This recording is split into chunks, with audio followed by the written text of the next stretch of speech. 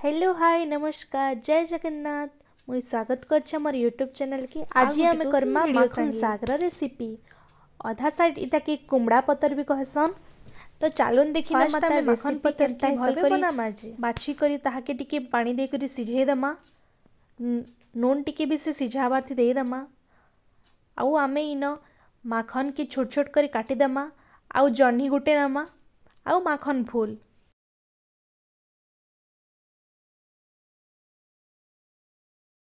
तापरे इटा अधा सिझी सारला परे आमे जिन छोट छोट करी माखन के काटी नहीं थी सेटा के दे दमा सेन। पतर सिझी सारला परे माखन के देबे। तापरे सेटा के फिर 5 मिनट बाद सिझामा।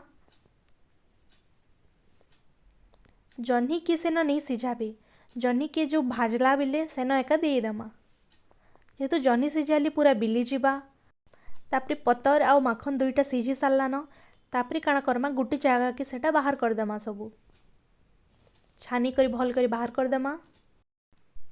जेंता छानला थी बेसी पानी नहीं थिबा सेंता आपण रखबे।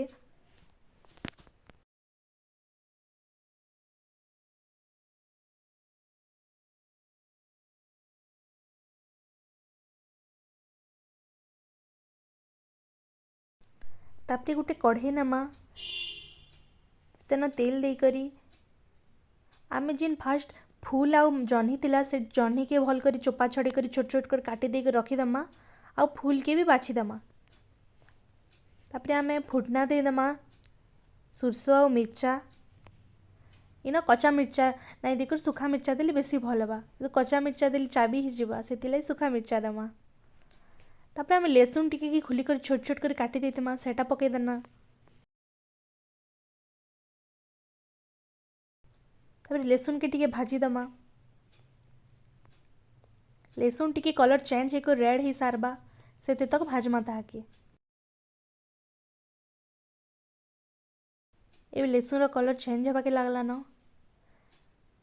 तापरे आमे जह्नी आउ से फूल के जे रखी ना सेटा दे दमा।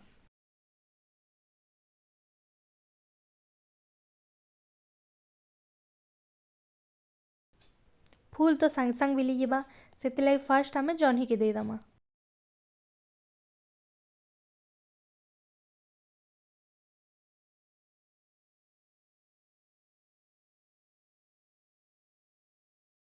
आपण माने भी घरे ट्राए करबे।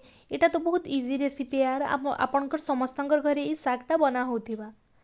तो आपण माने कहबे कि केनता कर बनासन आउ कहार आड़े काଣା कहसन कुमड़ा कहसन माखन कहसन कि आउ काଣା कहसन जे कमेंट करबे। एबे आमे फूल के भी भाजी दमा। सेटा भल करी सिझबा बोली टिके ढापी दमा 2 मिनिट। जेते लून लागबा सेते दे दमा।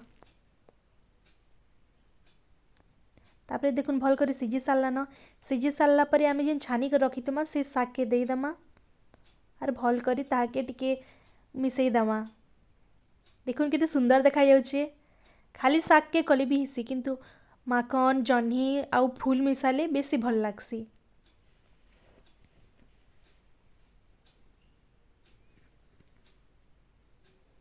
देखुन एबे रेडी हो गला हमर साग। आउ टिके गुरस दे दमा।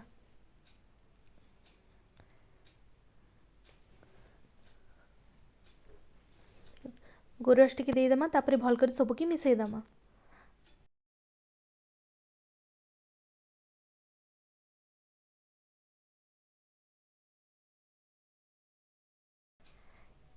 एबे रेडी हो गला हमर माखन साग।